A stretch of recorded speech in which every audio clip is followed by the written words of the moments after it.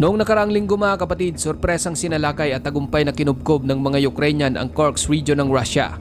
Marami ang nagulat sa hakbang na ito ng Ukraine kung saan hindi talaga inasahan ni Putin na ang maliit at napakadehado niyang katunggali ay magkaroon ng mapangahas na plano at matagumpay na kinuha ang mismong lupa at teritoryo ng Russia.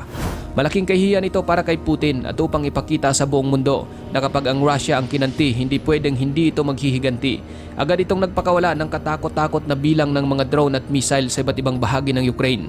Sa ulat ng NBC News, isang malawakang drone at missile attack ang inilunsad ng Russia sa Ukraine, kung saan nagsimula ito mga hating gabi at nagpatuloy hanggang sa paglubog ng araw. 3 individual ang kumpirmadong nasawi at base sa ulat, ito na raw ang tila pinakamalaking pag-atake ng Russia laban sa Ukraine sa loob ng ilang mga linggo. Hindi naman tumiklop ang mga Ukrainian at pinatikim din ito sa mga lungsod ng Russia ang bagsik ng kanilang paghihiganti. Sa videong ito ay sama-sama nating alamin ang panibagong ganap sa digmaang Ukraine at Russia. Pero bago tayo magpatuloy, isang like lamang po ang hinihingi ko para sa videong ito. Malaking bagay na po yan bilang suporta sa ating bawat in-upload. Back to the video. Nito lang September 1, 2024, iniulat ng Reuters na kinumpirma ng mismong Russia na nagpakawala ang Ukraine ng mga drone upang atakihin ang mga power plant at oil refinery na nasa mismong Moscow. Gayon din ang ulat ng France 24 kung saan mahigit 150 na mga drone ang inilunsad ng Ukraine patungo sa Moscow at mga border region. Ayon naman sa Al Jazeera, napigilan ng Russia ang malawakang aerial attack ng Ukraine kung saan na-intercept ng kanilang mga air defense system ang mahigit 150 na mga Ukrainian drone. Ngunit noong September 2, 2024, iniulat ng CNN na inilunsad ng Ukraine ang isa sa pinakamalaki nitong pag-atake ng drone sa Russia kung saan matagumpay na tinamaan ang kanilang mahahalagang mga target. Ayon sa ulat at sa mga bidyong na-post sa social media, tumama ang pinakawalang drone ng Ukraine sa isang oil refinery at power station sa loob mismo ng Russia. Kita rin sa mga video ang makapal na usok mula sa tinamaang mga target sa Moscow at sa kalapit na rehiyon ng Tver. Dahil dito mga kapatid, talagang nagulat ang Russia sa mga naging aksyon ng Ukraine dahil ang nooy minamaliit lang na kakayahan nito ay umabot na hanggang sa pinakasentro ng Russia. Kinilala ng Russian Defense Ministry ang laki ng pag-atake ng Ukraine. Ngunit base sa kanila, hindi raw ito naging epektibo dahil marami sa mga drone ang na-intercept ng mga air defense system ng Russia. Ngunit kung ang mga ulat at mga bidyong kumakalat ang pagbabasehan, makikita na talagang napuntirya at tinamaan ng Ukraine ang kanilang mga mahahalagang target sa Russia. Alam ni Putin mga kapatid na bilang isang military superpower na bansa, nakatutok ang buong mundo lalo na ang kanluran kung paano tutugon ng Russia sa bawat mapangahas na kilos na pinapakita ng Ukraine. At upang mapanatiling maitaas ang bandila ng Russia, isa na namang kakilakilabot na pag-atake gamit ang mga missile at drone ang inilunsad ni Putin sa iba't ibang syudad ng Ukraine. Sa ulat ng CBS News, dito lang September 3, 2024, naglunsad ang Russia ng missile strike sa Poltava, isang syudad sa Ukraine kung saan marami ang agarang nasawi at nasugatan. 2 ballistic missile ang tumama at nagwasak sa isang military academy at kalapit na ospital sa Ukraine. Agaran itong ikinasawi ng mahigit sa 50 individual at pagkakaroon ng mahigit sa 200 mga nasugatan. Noong mga nakaraang araw, naglunsad din ang Russia ng isang malawakang missile at drone attack sa Ukraine na kumitil naman sa buhay ng 5 mga individual. Sa ulat ng Financial Times, sinabi nito na isang malawak na Russian missile at drone attack ang pumaslang sa hindi bababa sa 5 katao. Niyanig din ng mga pagsabog ang Central Kiev noong Lunes nang harangin ng mga air defense ng Ukraine ang mga paparating na missile at drone ng Russia sa iba't ibang target sa buong bansa. Ayon sa Pangulo ng Ukraine na si Volodymyr Zelensky, nasa 127 na mga cruise at ballistic missile ang inilunsad ng Russia, hindi pa kabilang ang 109 na mga attack drone. Ang nasabing pag-atake ay tinutumbok ang mga lungsod at kritikal na infrastruktura sa lahat ng sulok ng Ukraine kung saan nagsimula ito bandang hating gabi at nagpatuloy hanggang sa pagsikat ng araw. Nagdulot ang mga pag-atake ng malubhang pinsala sa isang hydroelectric power plant sa Kiev at ang mga pagsabog ay iniulat na namataan sa hindi bababa sa 15 mga rehiyon sa Ukraine.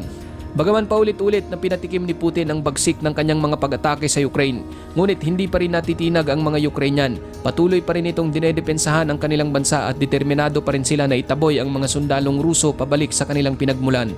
Buo na rin ang loob ng mga Ukrainian na hindi lang sa kanilang bansa sila dedepensa, kundi malaki na rin ang kanilang pagnanais na salakayin ng mismong Russia at ipatikim kay Putin ang lupit ng digmaan na kanyang ibinigay sa Ukraine. Sa kasalukuyan mga kapatid, mayroon pa ring restriction ng Ukraine na gamiting pang-atake sa pinakasentro ng Russia ang kanilang mga long-range weapon na mula sa kanlurang mga bansa. Ngunit ayon sa militar ng Ukraine, hindi ito problema dahil nakagawa na sila ng sarili nilang long-range weapon na kayang abutin ang Russia. Sa ulat ng ABC News, Umaasa ang Ukraine na sa pamamagitan ng kanilang bagong long-range weapon, malalampasan nila ang mga restriction ng West na atakihin ang mismong mga target sa Russia. Ang nasabing mga armas ay isang sariling gawa na kombinasyon ng mga missile at drone na sinasabing tutugon sa mga ginagawang pambobomba ng Russia sa Ukraine. Mayroon itong range na hanggang sa 700 kilometers o 430 miles. Katumbas ito sa ibinigay ng Amerika na Army Tactical Missile System. Kaya nitong abutin ang nasa 20 Russian airbase na paniguradong magbibigay ng karagdagang sakit sa ulo ni Putin. Masinsina na rin na nakikiusap sa lahat ng miyembro ng NATO ang presidente ng Ukraine at ang Minister of Foreign Affairs na payagan na silang gamitin ang mga ibinigay nitong long-range weapon patungo sa mga target sa Russia.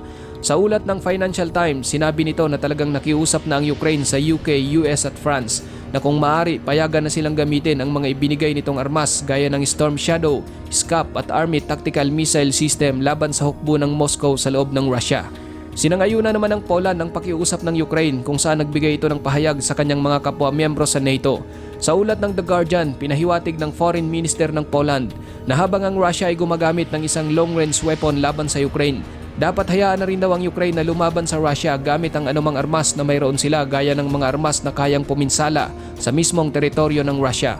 Sinabi rin ito na dapat na umanong kunin ang $320 billion na asset ng Russia na hawak ng West at mas maiging ibigay na lang ito sa mga Ukrainian.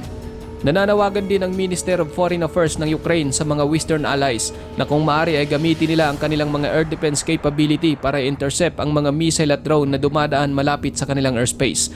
Ngunit ayon sa Foreign Minister ng Poland, tinitimbang pa nilang ideya na ito dahil kailangan dito ang pag-aproban ng buong NATO na kung saan mayroon pang pag-aalangan ng alyansa.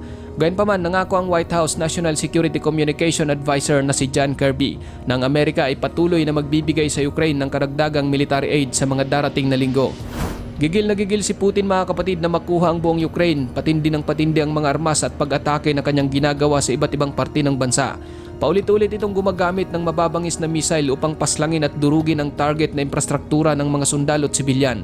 Halimbawa, noong 2022, isang airstrike ang pumulbos sa teatro sa Mariupol na kumitil sa buhay ng daan-daang sibilyan na nooy sumisilong lamang sa basement. Sa parehong taon, isa ring airstrike ang pinakawala na tumama naman sa isang train station na agad ikinasawi ng 61 katao.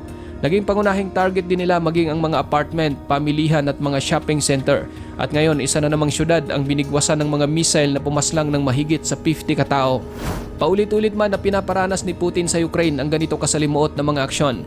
Ngunit ang mga insidenteng ito ay hindi nagpatinag sa Ukraine. Sa halip, tila nagbibigay pa ito sa mga Ukrainian ng matinding apoy upang mas lalong hindi sumuko at patuloy na ipaglaban ang kanilang karapatan laban sa pananakop ng Russia. Handa na ang Ukraine mga kapatid na salakayin ng Russia at ipatikim kay Putin ang lupit ng digmaan na hinatid nito sa kanilang bansa. At tanging ang panahon na lang ang makapagsasabi kung sino ang magtatagumpay at sino ang susuko at magpaparaya. Armata! Постріл! Ikaw kapatid, ano ang masasabi mo sa videong ito? Para sa iyong opinion, i-comment mo na yan sa ating comment section sa ibaba.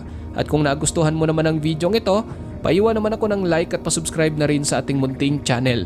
Maraming salamat sa panonood hanggang sa susunod na naman ating upload. Peace out!